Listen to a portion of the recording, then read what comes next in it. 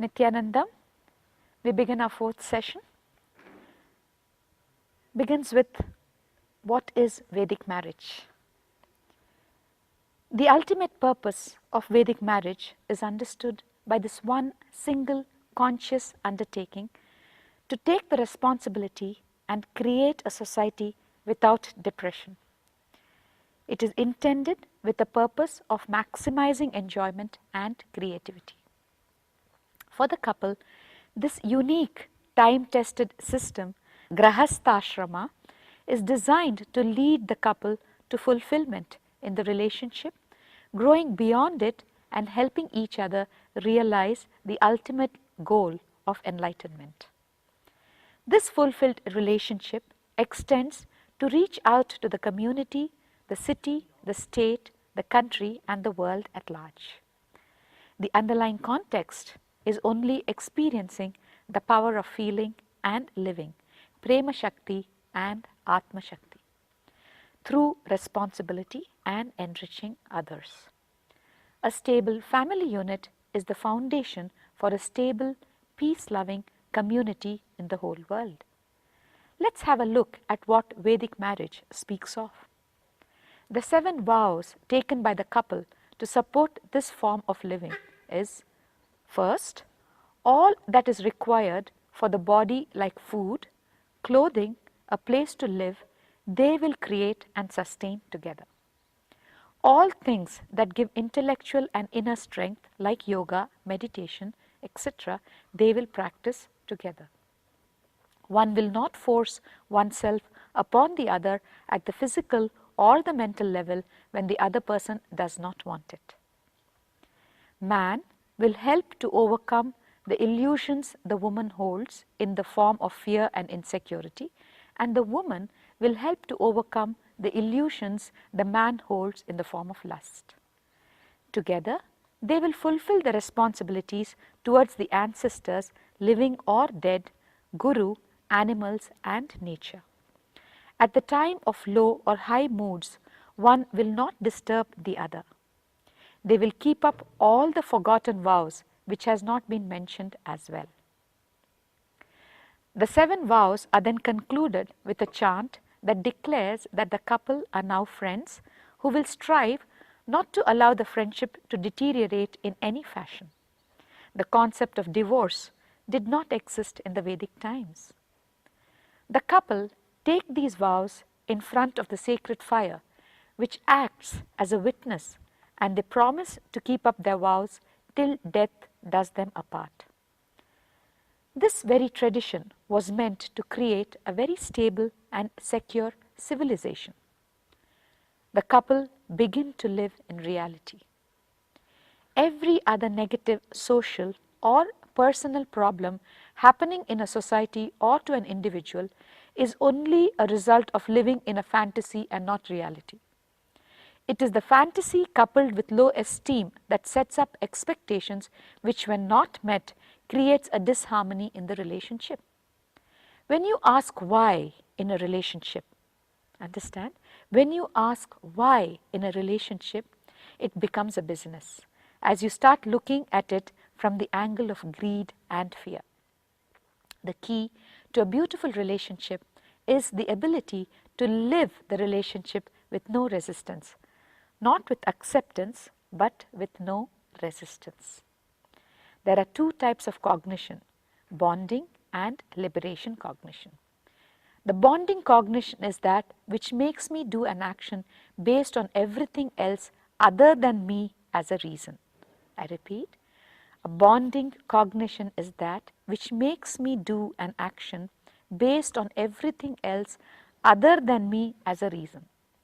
A liberation cognition is taking an action based on me and only me as the reason for cognition. I choose it because I choose it. Please understand, there is no why. Instead, this is it, now what? Very beautiful shift. This is it, this is the problem existing, now what? It is this which liberates you, and that is when you learn to unclutch. It is only when unclutching happens that one is able to clutch without friction. A beautiful sentence. It is only when unclutching happens that one is able to clutch without friction. What man wants from a relationship is different, and what woman wants from a relationship is different. So man should become a woman to be in relationship and give what the woman wants. And the woman should become a man in the relationship and give what a man needs. That is why sansar is sannyas. That is why samsar is sannyas. For a good relationship, one needs to work towards it. Relationship is not a business. It is an art where one spends time, energy and intelligence to create it. To reap the benefits of a good relationship, one needs to work towards it. That is sadhana or practice, effort. It is only then that the extraordinary joy of sharing love becomes a lifestyle for couples. As mentioned, this can only happen when the couple know how to unclutch. This is home, when the new entrant to the family also understands what true love is. This also forms the basis of conscious parenting and sets the stage for a deep understanding of a true relationship between the parent and a child. A mutually supportive family is created, and a child in such a family helps the parents to lead a more fulfilled life, and the parent in turn helps the child discover his or her life's purpose. There has to be a deep-rooted responsibility towards the concept of a family. Then this is a stable family. This leads to contribution to society in a positive way, paving the way for a stable community. Birthing happening in such a community is conscious birthing. Understanding and expressing the power of feeling arises only when one lives responsibility. When you feel responsible in your being for any problem or anything, you find solution for that problem or that situation. We will have a question. What does being mean? Means the zone from where you take decision is being. The zone from where you cognize is being. Please listen. The zone from which the cognition happens in you is the being, which is deeper than thinking. Unfortunately, only when you complete with your thinking, with your emotions, you will understand the difference between thinking, being, emotions and all that. Otherwise, it is all messed up. It is all like completely messed up. If you don't feel you are responsible for something, you don't even think in that line. If you feel you are responsible for something, only then you will even look into that part of your life. Restricting your being, feeling responsible, is what is called as conditioning. Every person who preaches patriotism tries to condition the responsibility only confining themselves to that country. Every man who tries to teach religion conditions you, restricts your responsibility only to that religion. And that is what is happening in the present day society. The concept of a nuclear family and you feeling responsible only for that family, and that is what is called as conditioned responsibility. Understand, restricting your responsibility should never be allowed. You are a human being. You are responsible for the whole cosmos, not just planet Earth. Your being responsible, that is your being should be completely responsible, taking responsibility for everything. A being without feeling responsible is useless. A being filled with responsibility is the most powerful energy. Being feeling responsible is an energy center. Even when you go near that being, you will catch responsibility, you will catch that feeling immediately. Decide from your being, you will feel responsible for the whole world. Suddenly, you will see all your actions will have authenticity. The thinking will have integrity. Whether you understand or not, whether you directly apply it or not, the moment you bring responsibility into your being, your every action becomes authentic. You need to know a very important truth. The "it's okay" attitude is the attitude which destroys your life. Responsibility in your being takes away that "it's okay" attitude. It's as simple as that. You want to do something, you want to complete a job of, say, possibly cleaning a cupboard, and that particular day you're feeling a little lazy, you don't want to do it, and you say, it's okay, what is there if I don't do it now? Now that "it's okay" is the one which is not meant to be in our system. Responsibility in our being takes away this "it's okay" attitude. If you feel responsible for the whole world, you expand to the whole world. It is the amount of responsibility you bring into your being that makes your life juicy. If you bring more responsibility into your cognition, your life becomes exciting.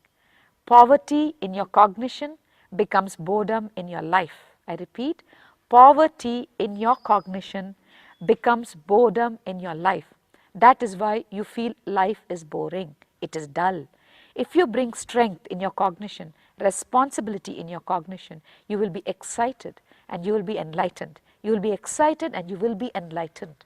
Understand, if your cognition shrinks, you also shrink. Your actions shrink. Your integrity shrinks.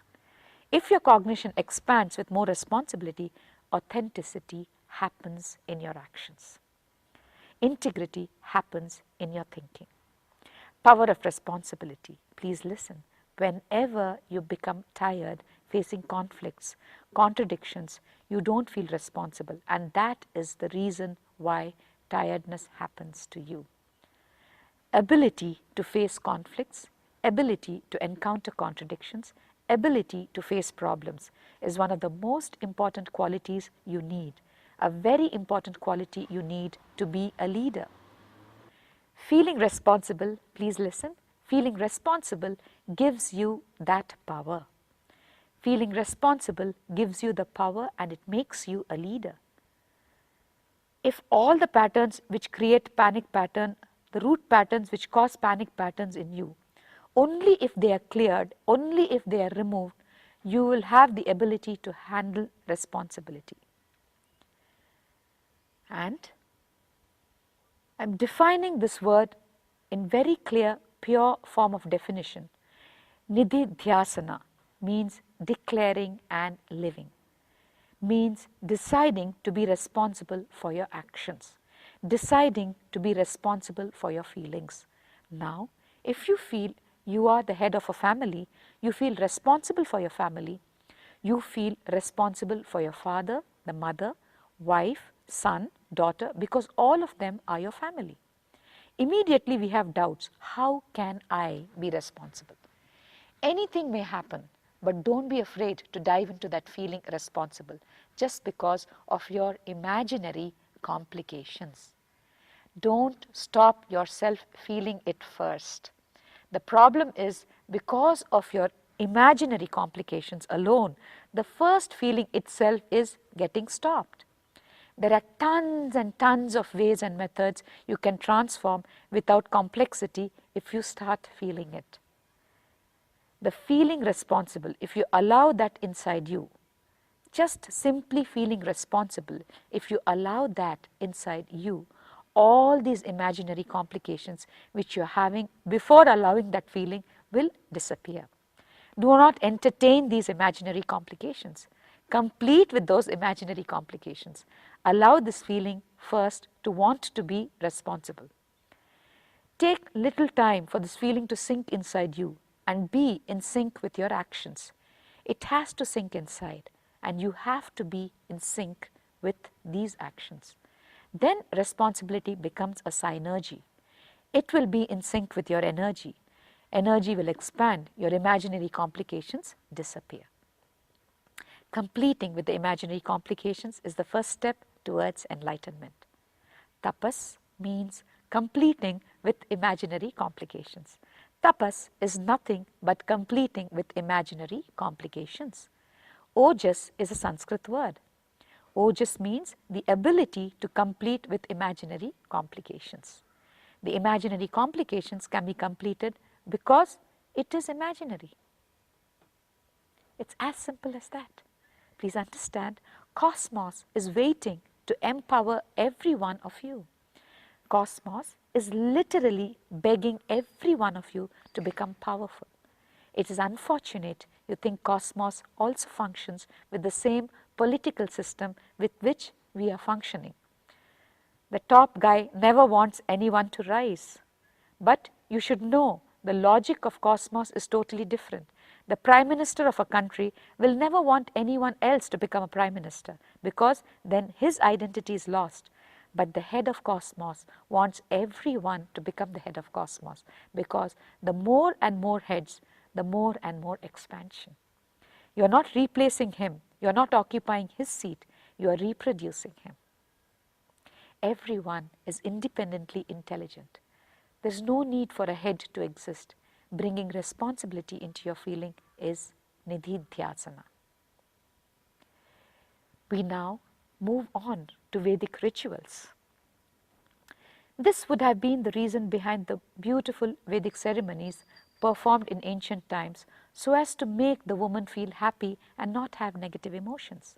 To begin with is the Garbhadhan, the sacrament of impregnation, where amidst the chant and music, the man approached his wife and asked her consent to become the mother of his children. The Punsavanam sacrament was done in the second or the third month of pregnancy to provide vigor to the child, and the Simantonayana sacrament in the fourth or the fifth month, where the husband takes care of his pregnant wife and keeps her cheerful by fulfilling all her wishes. As much as the husband plays an important role in keeping the wife cheerful, it also becomes necessary for the wife to practice meditation and release the negative emotions, and also the asanas and pranayamas in the yoga practice to remove tension from the body and infuse it with oxygen.